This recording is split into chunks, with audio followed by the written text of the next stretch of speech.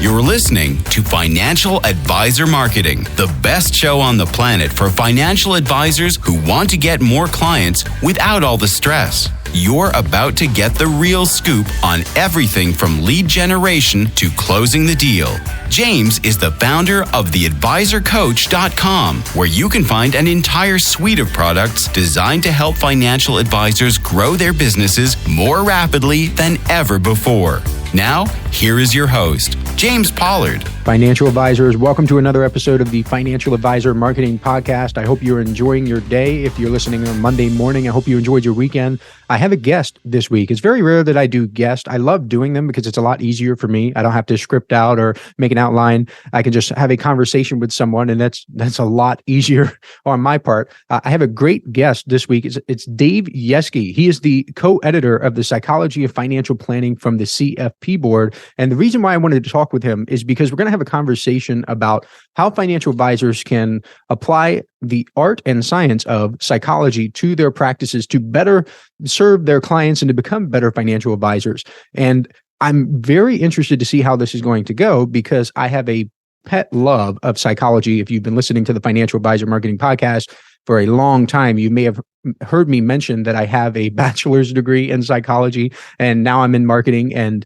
some people think that marketing is like a pseudoscience, but it really isn't. And I am so grateful that I wove, whatever the term is, my love of psychology and marketing together to build a business. But without further ado, I want to introduce Dave Yeske. Dave, how are you? Thank you so much for being here. I'm great, and thank you for having me. This is a topic I'd love to talk about. I think it's really important to the profession for us to deepen our understanding of the psychological dimension of the work we do. So I want to keep the conversation broad, but you can kick us off with something that you want to mention or something that you think is important, and I will play off of you how financial advisors can incorporate psychology to better serve themselves and their clients and grow their practices. Well, I like to say that the quantitative part of what we do as financial planners, honestly, is kind of the easy part. It's various applications of time value of money concepts, but change is hard. And that's really our most important role. Clients come to us because they need to adapt to change. And, it's either environmental change because something good or bad happened to them. They had an inheritance, they gained a job, they lost a job, or something, or, volitional change. They want to develop a plan to be able to retire at 60, or they want to be able to educate their kids or buy a vacation house. That's our biggest role, is helping them not just develop the strategies. That, in a sense, is the easy part. It's helping them make changes in their life so they can adopt, embrace, and live out that strategy. But, there's a psychologist named Stuart Heller who used to speak to financial planning groups quite a bit. And I remember him saying in one presentation, when you talk to a client, you're really talking to two people. You're talking to the client you think you know, but you're also talking to their bureaucracy of habits. And he said, habits eat change. And so if we don't understand, a certain amount about human behavior, we just can't be effective financial planners. Well, I think we all know certain things that work well. Eat less, exercise more, sleep more, spend time with your family. These are all rules of life that lead to people being happier, healthier, and more prosperous. Why do you think change is so gosh darn hard for people? Well, there's a lot of findings in the area of behavioral finance, behavioral economics that show that defaults are really powerful in our minds. And so we're always, wherever we are now, that's where our bureaucracy of habits wants to keep us. And so change being hard, honestly, the inability to adapt to even ordinary life cycle changes has been shown by the World Health Organization to be the single largest source of depression, anxiety, and disability. So it's just who we are as human beings that we get structured into certain ways of behaving and interacting with the world, and getting out of that rut, whether it means taking up an exercise or program or improving how we eat or sleeping more, requires us to make changes to what's already in place. And those defaults are powerful. And so, special skill set is required. You have to have an understanding of what the elements of change are, how human beings change. As Stuart Heller said, habits eat change. You can't go head to head with a habit. You have to find ways to sort of jujitsu it. There's a great book by Sunstein, and why am I going to draw a mental blank on the economist's name? I'll come up with it, but it's called Nudge. Oh, Richard Thaler? Thaler and Sunstein. Yes, I love it. That's one of my favorite books. Thank you for mentioning that. So financial advisors, if you're listening, go to Amazon right now and get Nudge. It's a wonderful book. And they talk about how, you could sort of use the findings of behavioral finance using what we've learned about human behavior and how we change and how we tend not to change, and create nudges. For example, I can't remember if it's in their book or if I read it somewhere else, but there's an interesting fact that two countries, Austria and Germany, which are adjacent to each other, the European Social Index, gives them a value of close to 1, which means they're almost identical culturally. But if you look at the organ donation rates in the two countries, in Austria it's something like 98%, and in Germany it's something closer to 30%. And you have to say, well, if they're culturally almost identical, how can that be that the organ donation rates are so radically different? Well, it turns out that the method of becoming a donor in Austria is opt-out, and in Germany is opt-in. And the default is the most powerful option always. And if the default is opt-out, very few people will opt out. Or if the default is to be a donor, very few people will opt out, and vice versa. So this is, we have to find new ways, and having the default be that you're an organ donor is a nudge. It doesn't rob you of the ability to change that, but it uses the fact that defaults are so powerful, that inertia is so powerful in human behavior. It's very interesting that you mentioned that, because I had that book on my mind when I was creating a couple of marketing campaigns. And since it's the Financial Advisor Marketing Podcast, I want to share with financial advisors.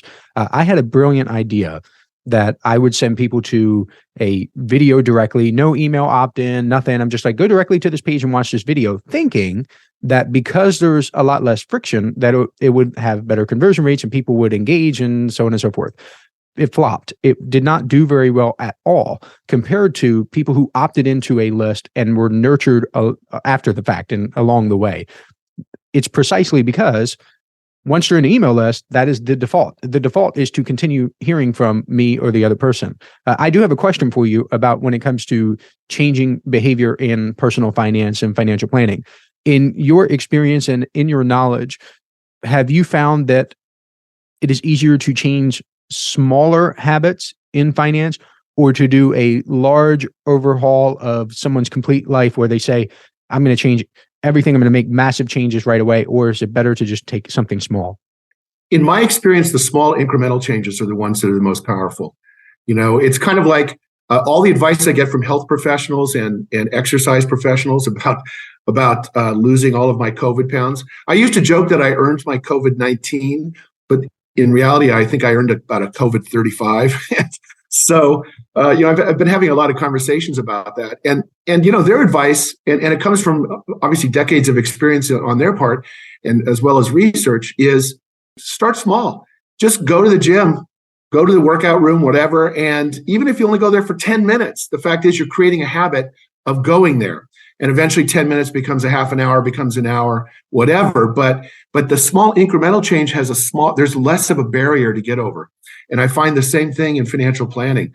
When we're asking people to change their habits, for example, if someone's not participating in their employer-sponsored retirement plan, you don't necessarily want to say, all right, so I want you to enroll. I want you to do the maximum 15% up to the maximum dollar amount right off the bat. You say, just enroll. And maybe you say, participate at least up to the point where you're getting an employer match. Maybe that's 3%, because, that's less of a barrier. They'll see less of an impact on their paycheck.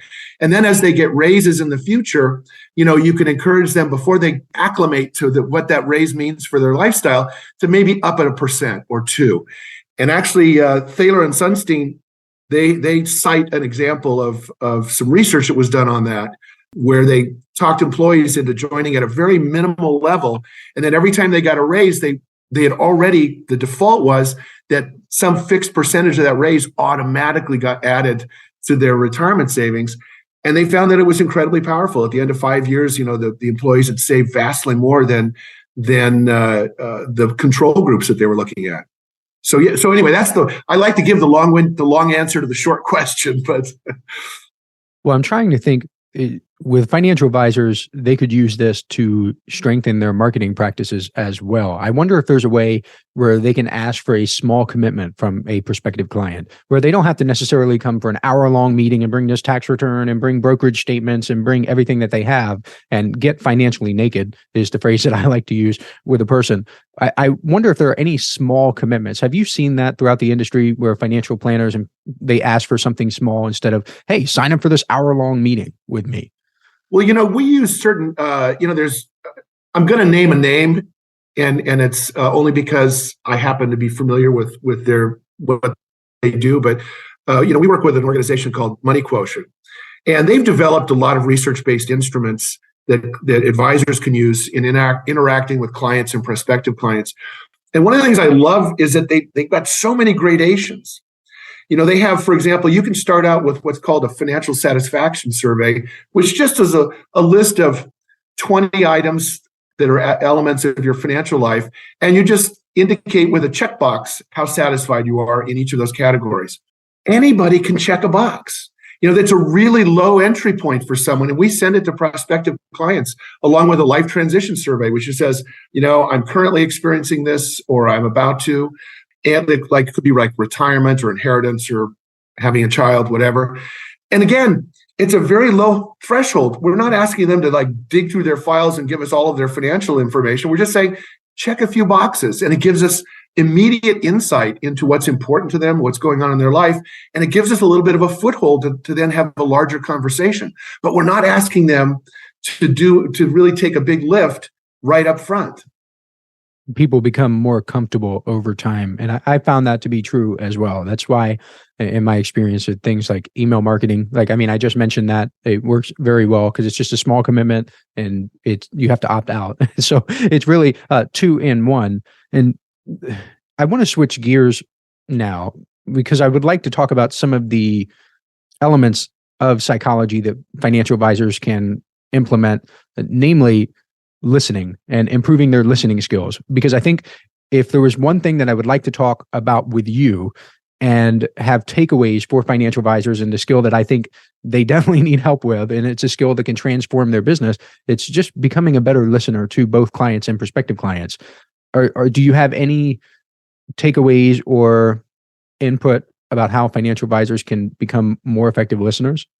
Well, I think becoming a more effective listener starts with knowing how to ask the right kind of questions. For example, it's really important when you're dealing with anyone, whether it's a prospective client or an existing client, if you want to deepen your understanding of what's going on in their lives, what's important to them, start with open-ended questions. But everyone, I see this all the time. I just finished running an FPA residency program in Denver for a week, which is for newly minted CFPs, and it's deep casework and lots of role play to help them technical knowledge, which they had to master in order to sit for the exam, and translate that into an actual way of interacting with clients that will be effective. But one of the things we see all the time is that they'll start with an open-ended question, then they'll shut it down. They'll say something like, well, what do you like to do with your leisure time? Do you like to take road trips? What was your last road trip? And then it's like you've just taken an open-ended question that could have gone anywhere and you just shut it down. Keeping that question open, making it as broad as possible, and then having the patience to sit and listen. A few years ago, I had an intern who was also one of our students in our graduate program at Golden Gate. And she was in the practicum, which actually allows them to interact with live clients under the supervision of an experienced CFP. And at the last minute, I pulled her into a discovery meeting with a new client. And it just so happened that night, she and her partner were going to interview their clients for the first time for the practicum. Anyway, I pulled her into the meeting and I asked this client one big, broad, open-ended question, and she talked for an hour. And we got 90% of anything we would have wanted to know about her. And so when the meeting was over, I was talking to Bijal, our intern, and she said, "Oh my gosh, my partner and I have we developed a list of 50 questions for our client tonight. I said, if you ask the right questions, you won't need 50, not even close. You won't even need like 10 or 20. No, you'll probably only need one or two. We like to start, honestly, when we're starting a discovery meeting, our first question is as broad as possible. Tell us about you. Tell us about you. And we say, you could be like David Copperfield. You could start with when you were born, or you could start before that. And eventually we will go before that. We will get into the family history and all of that. But we just say, tell us about you.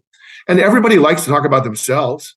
And what's interesting too is that the way they answer that question will tell you what they prioritize. Some people will tell you all about their education and their career. And some people will tell you all about their family. And people will go in different directions, but it's very telling how they choose to answer that question. Now you've got me thinking of one specific question, and I think I've seen financial advisors take sides with this question where some love it and others despise it. I would like to get your opinion on it. The question is, what does money mean to you? How do you feel about asking that question? I think that question is fine. I generally like to connect it to something that has an emotional component to it. Because if you connect, all of our decision making is really, in a sense, it's emotion driven. It doesn't mean that we don't use our intellectual capabilities to reason our way through. But when you actually pull the trigger on a decision, there's an emotional dimension to it. And so I like to ask a slightly different question. Tell me what you learned about money from your mother. Oh, I love that. That's fire. Yeah. I love that one. Oh, and then repeat the question about your father and or what, whatever, but your two parents. And what you find is people immediately connect to that. It's like they'll say, well, my mother believed that money was not to be wasted, that it was a scarce resource, and that's the way she handled the family budget. Or they'll say, for my father, money was love. That's how he would show love for all of his family members. He'd take them out to dinner or he'd buy them gifts. But they connect immediately because there's an emotional dimension to that question. I love that a lot. I have never really thought about that question in an official capacity, but I've always talked about it with financial planners and friends of mine and family members, other family members. And some will say, oh, well, my parents never taught me about money, meaning they never sat them down and had a structured conversation. This is how you do zero-based budgeting, and this is a taxable account versus, they never did any of that. Or that's what they're thinking of. But when they say my parents never taught me about money, believe me, they taught you a lot about money, either by commission or omission. So I do love that question. Yeah. And you could sometimes I'll include in the question, I'll say, for example, to my mother, money was ... And then they'll finish the sentence, and then they'll often go on at much greater length. But again, the emotional connection is gives you an entryway. It connects it to something that's meaningful to them, and therefore they'll answer it. And the other thing so there's a couple of other things, because you and I talked about this before you started recording, but the relationship dimension and especially the communication dimension, it's everything in terms of how to not just build relationships with people, but how to actually deliver advice that's meaningful, that will be acted on. There's a lot of research out there, including Deanna Sharp and Carol Anderson did some research a few years ago in which they were looking at planner communication from the sort of what they called the life planning perspective. And what they found is that clients want you to connect the dots. They will not embrace and act on your advice unless you deliver the advice in a way that is demonstrably connected to who and what matters to them and why. So, for example, you will rarely get someone to update their estate plan by saying, well, you really need a living trust because it's administratively effective, it's administratively efficient, and it may help save on probate. Instead, you say you really need a living trust because that's the mechanism through which you'll be able to fulfill your desires for your granddaughter, Alice. That's how you connect the dots for them, that this piece of advice isn't just like some random bit of advice from a financial expert. This is a piece of advice that's actually tailored to what matters to what I've learned matters to you. And in order to do that, you need a plan. That's what I like about you and the CFP board, is they're focused on planning putting together a plan for people, and it's going to be unique for different people. And Right. is someone who you can't just have a 15-minute chat with someone and then prescribe something, for lack of a better term, and expect that to be acted upon. Now, anyone can give advice. I just have to say on that point, I had a friend, it was Roy Diliberto, who a lot of people know. He's a very, very prominent planner. He's retired now, but he was a very prominent planner within our field. And he was describing a panel he was once on, and it was on life planning. And I think it touched on, how to do deep discovery and ask good questions and all of those things. And a very experienced planner, who I won't name, was in the back of the back row of the audience. And at some point he spoke up. He said, "This is pissing me off." He said, "I know what my clients need before they ever walk through my door." And I thought, wow, I'm so sorry for your clients. Because that's a classic example of someone who, if the only tool you have is a hammer, pretty soon everything starts to look like a nail, right? Yeah, I would have just been like, "Okay, Steve Jobs, you can leave now," because everybody hears the Steve Jobs quote, like, "I know what to give my customers before they do." Or if I ask people what they wanted from Henry Ford, they would have said a faster horse. Yeah, okay, you read one entrepreneur book and now you think you're king of the world. No, listen to these people. Now I'm pissed off because he's pissed off. But it is funny that mentality, I don't want to say it runs rampant, because it certainly doesn't. It's definitely in the minority of financial planners in my experience. Hey, financial advisors. If you'd like even more help building your business, I invite you to subscribe to James's monthly paper and ink newsletter, The James Pollard Inner Circle. When you join today, you'll get more than $1,000 worth of bonuses, including exclusive interviews that aren't available anywhere else. Head on over to theadvisorcoach.com/coaching to learn more. But it's sad, because these are the advisors, the planners, that tend to give the others a bad name, because once the client or the end user, the consumer of these products and services, has that bad experience, they tend to extrapolate it to everyone else. And that's scary. It really is. Yeah, it really is. I mean, that's the problem, is that, from the research perspective, financial planning is a service with what's known as high credence qualities. And high credence qualities means it's hard for the client to judge the quality of the service even after it's been delivered. If you want to talk about a service with low credence quality, talk about getting your hair cut. By the time the haircut's done, you look in the mirror, you pretty much know if it was a good cut or a bad cut. But with financial planning advice, people are asking us to develop strategies to achieve goals that are often decades in the future. And we're giving advice that they have to trust is advice that's actually going to get them there. And that's why communication ends up being so important, because they can't directly judge the quality of the advice. They look for secondary markers, and how you communicate the advice and how you connect the dots and the topics you're willing to lean in and talk to them about. Those are the secondary characteristics that they will use to judge whether or not you're actually smart and effective and giving them good advice. They're looking for things that they can see, because it's like selling the invisible. And once they see that you look competent, I was careful not to say that you are competent, because you can't see that. We're falling back into that trap. Right. I've had this conversation with people for many years, and I've always struggled to explain that to where you can't see the service even after it's delivered. One of the examples I gave to a planner, this must have been like 2 months ago. I recently gotten my water heater serviced, and this is a service. It's a tune-up, meaning that it's meant to extend the life of the water heater. Well, I can't see that. I don't have a crystal ball. I can't know that the water heater would have conked out 2 years from now, but because I got a tune-up, now it's going to be 3 years. I don't know. So I have to look. Do I think it's worth it? I have to make a bunch of decisions in my mind at once, meaning, do I think that it's worth it to pay the $90 or whatever I paid to get this service, even though I can't see it, don't know the future, have no idea if it's worth it or not? I'm really buying something that is intangible and unquantifiable. So Right. I can't create a variable where I didn't get the tune-up, because I don't have two water heaters with the exact same. I would never know. But yet, as a consumer, I'm still purchasing and I'm still trusting. And I've tried so hard to unravel that process. And I think you're explaining it well.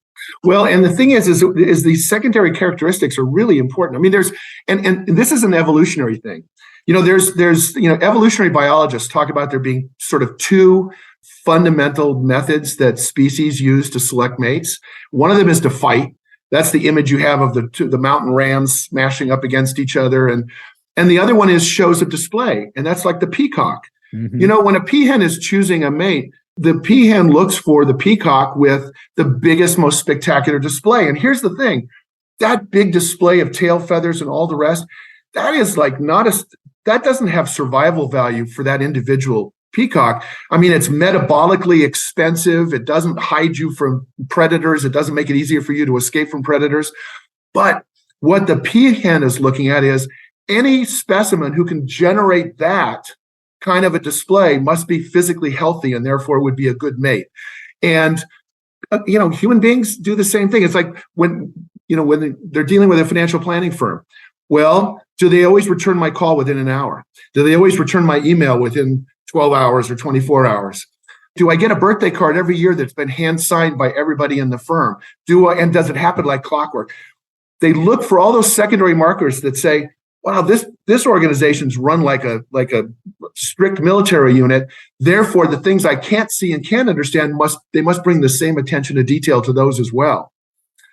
I had an experience before I was ever a financial planner. I was involved in a facility where we were erecting a big building. It was 7,000 square foot or 8,000 square foot building, and the original contractor had really screwed up the foundation and had the bolts in all the wrong positions for this pre-engineered building.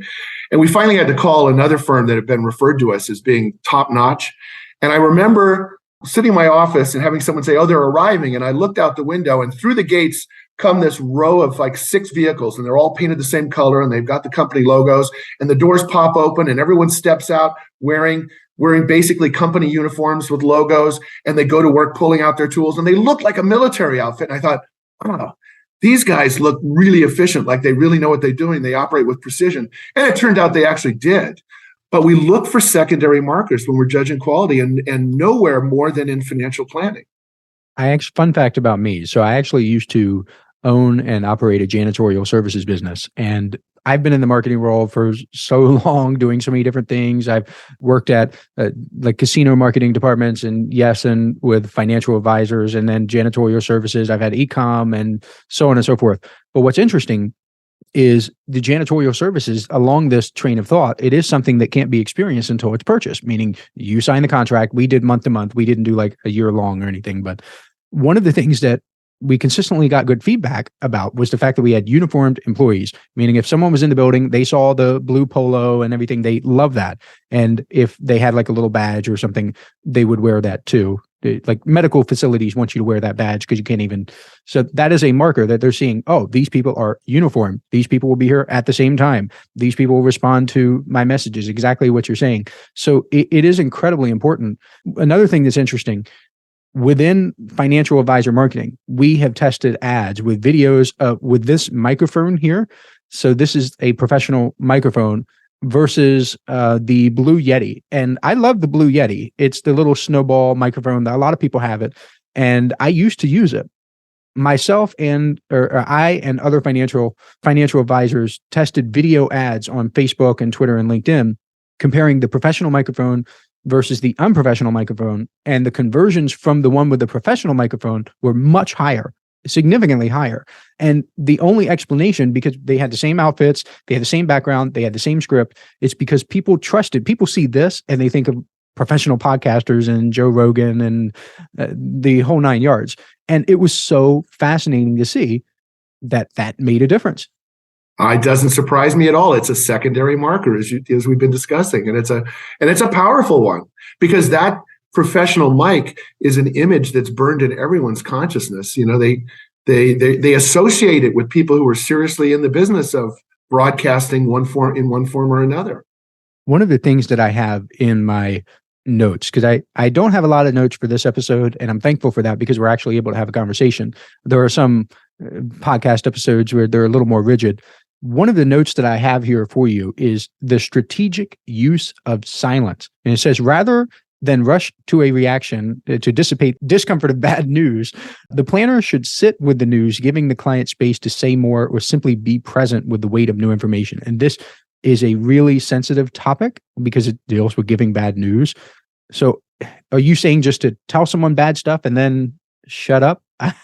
Well, you know what? Sometimes it's because you're receiving bad news. Sometimes the clients are sharing something that's deeply emotional that's happened to them. And that's uncomfortable. It's not, we've all experienced it. It's tremendously uncomfortable to be in the presence of someone who's experienced something horrible, maybe a death in the family. I mean, that's about as horrible as it gets. And to be able to just be with them, not rush to a new topic, not move on because it's making you uncomfortable, but to actually be with them in the depth of that. And you may not even know what to say. Brene Brown has some great videos on YouTube that talk about the difference between empathy and sympathy. And that we show those to our students, and we recommend that people go look at them, because it's really important to understand that, sometimes someone just wants you to be with them. And, sometimes you just say, I don't know what to say. Sometimes someone just wants a hug, rather than say, well, at least, that's sympathy. Well, at least, you don't ever say, well, at least, well, That's at me. least it could have been worse, right? I do that all the time. Yeah, you just need to sit with the gravity of the moment. And silence is hard. And silence actually manifests. Silence is something to practice for lots of different reasons. Silence is really important, or the ability to just sit with someone when there's something deeply emotional happening.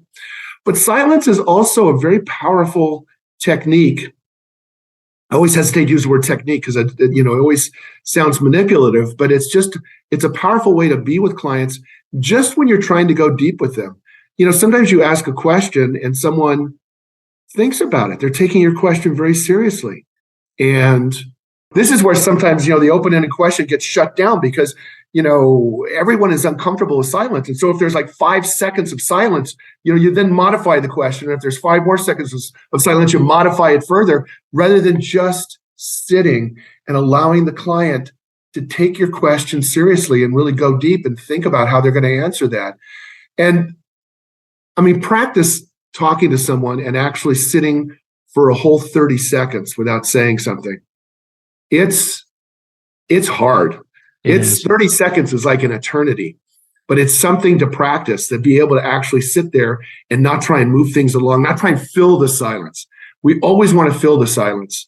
And so I'm going to say it's a learned skill to be able to sit with silence, whether it's because something deeply emotional has just been revealed, or just because, you need to give someone the space to properly answer your question.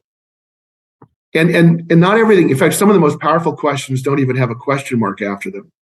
When someone will say something and you'll sit with it, and then you can just say, tell me more.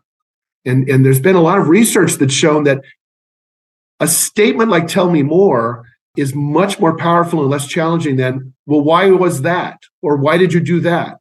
That can that activates their adrenal system. That it sounds like a challenge. Whereas tell me more is not at all a challenge. It's just an invitation. So, the way in which you communicate in these, being able to sit with silence, understanding how to just say, tell me more, not shutting down an open-ended question. These things, when I say them, you think intellectually, well, of course that makes sense. But when you try and actually practice it, it's not easy. It's definitely not easy. I've been trying to practice that in my own life. I do struggle with keeping silent. Even if people go through bad things, I'm definitely the well, at least person. And for the financial advisors out there who are listening, one of the things that I've been trying to do this year, and I encourage Inner Circle members to read ancient text, and read stuff like that in the morning. I have been going through the Bible cover to cover and just really digging deep. And in the story of Job, for those of you who aren't familiar, a whole bunch of bad stuff happens to Job. House burns down, family members get wiped out. Really, really terrible things. And when the very first friend comes to him, he sits in silence and he doesn't say anything. And it's really profound. And before I connected all the dots of it being a psychological principle, I accepted it as a biblical principle. It was important enough to be included in this book that he just sat with Job and didn't say anything until Job said something. That's the lens through which I viewed it at the time. Just, whoa, this was important enough to put literally in the Bible, to just sit there and don't say anything when you're trying to comfort someone. So that is what inspired me to start trying to do it. And you're right, it is very difficult. But very powerful. The late, great Dick Wagner, one of the greatest philosophers of our profession, in his final book, Financial Planning 3.0, he observes that money is mentioned more times in the Bible than God. Yes, you're 100% right. In the book of Job, fundamentally, all of his material wealth is taken away from him. And of course, he's stricken by that, among other things. And so that becomes a very powerful moment when his friend comes and just sits in silence with him. Money permeates everything. It's the material means through which we interact with the world. So of course it does. My background was in economics. And, when you study economics, sooner or later, you get to the economics of money, and you learn that money has three qualities. It's a store of value. It's how we can defer consumption. It's a medium of exchange. It's how we can buy and sell things. And it's a unit of account. It's how we can measure the value of things. And then you start to practice financial planning for 5 quick minutes, and you learn that money may have those three qualities, but they're at the bottom of a really long list of qualities, because money is also about status. Agreed. It's about love. It's about all these human characteristics. Money is imbued with all of the things that make us human. And so, again, Dick Wagner, in his book, he talks about, looking at literature and film and theater. And what you find is that there's always a money character. And sometimes it's obvious and sometimes it's subtle, but there's always a money character present. And I always think it's an interesting exercise to watch a television show or a movie or read a book and think, well, what's the money character in this? Because it's there every time.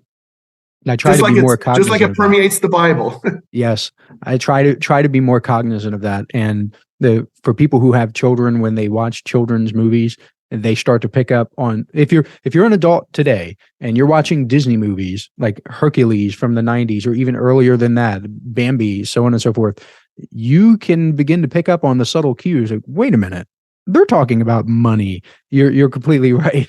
And you start to wonder, people are, for better or worse, told that money is used for love in certain ways, and for better or worse in status.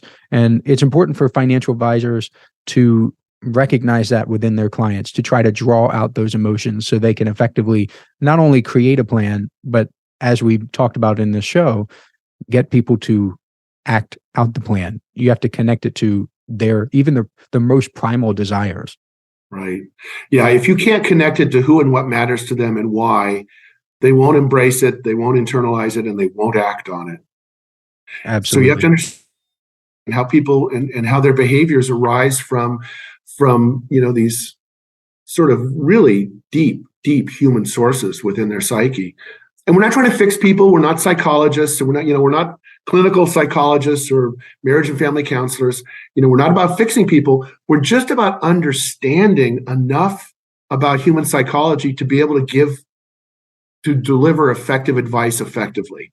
That's really what it is for the financial planner. It's to be that change agent. It's like, I'm going to develop some financial planning strategies, and I know that I have to frame them and deliver them to you in a particular way based on what I've learned about you and what I know about human psychology, in order for you to hear what I have to say, understand how it connects to what matters to you, and then be motivated to act on it. Totally. Well, we are winding down this show. Is there anything that we didn't talk about, or anything that we missed that you would like the listeners of the show to understand, or anything that you would like to add? Well, there's one thing I'd add, and that's something that was, a lot of people have done work on this, but I always associate it with the late Ed Jacobson, and that's appreciative inquiry. Appreciative inquiry is also a very, very powerful approach to helping people with change. And the way it works is this: rather than saying, why do you think you've always failed at being able to save and invest? You do an appreciative inquiry. You say, tell me about a time when you set a goal and achieved it. And by doing that, you're activating their positivity and their belief in the possibility of actually achieving something, rather than saying, you've been trying to do this for years, you've always failed. Why do you think that is? No. Tell me about a time when you set a goal and you achieved it. Or tell me about what's the, if someone's really struggling with, say, their business or their job or career, say, well, tell me, what's the best thing about what you do every day? It gives you an insight and the ability to activate the possibility of positive change. Anyway, so I couldn't end without talking about appreciative inquiry. That's some amazing stuff. And people can use that in goal setting too. If you're trying to set a goal, let's say that you've only made $250,000, that's your highest income year, and you want to make $300,000. We'll start to look, what did you do to get to 250? What are your behaviors that got you there? That you can reinforce those, you can strengthen those, and you can believe in yourself that, hey, you can get to 300, for example. It's interesting what motivates. I had a client who came in as a prospect at one point, and at the time our firm had an asset minimum of $1 million. And he didn't have $1 million. And so we said, we can refer you on, but really, we have finite capacity, and this is one of the filters that we use. And he came back 18 months later and he had $1 million. He said, I went away from that meeting. I thought, what would it be like to have $1 million? And all of a sudden it just started shifting the way he thought and acted. And he came back a year and a half later with $1 million. It's like, you just never know what will open up a possibility mindset for someone. Yeah, I couldn't agree more. This has been an incredible podcast episode. I know it's going to serve financial advisors and financial planners in such an incredible way. Is there anything that you would like to share where they could get in touch with you, or if they want to learn more, or any sort of plug you want to have at the end of the show? I'm findable. Anybody who wants to, check in with me, drop me a line, email me, whatever. I'm always happy to provide resources where I can. My email address is dave@yebu.com. That's a contraction of Yeske Buoy, which is the name of our firm. So yebu.com. And if someone's interested in any of the resources I've talked about, I'm happy to forward articles or whatever. So yeah. That's awesome. Well, thank you. This has been great. Thank you so much for doing this. And financial advisors, I hope you enjoyed this. Like I said, I'm serious about listening to this episode multiple times. Let the concept sink in, and I will catch you next week. This is thepodcastfactory.com.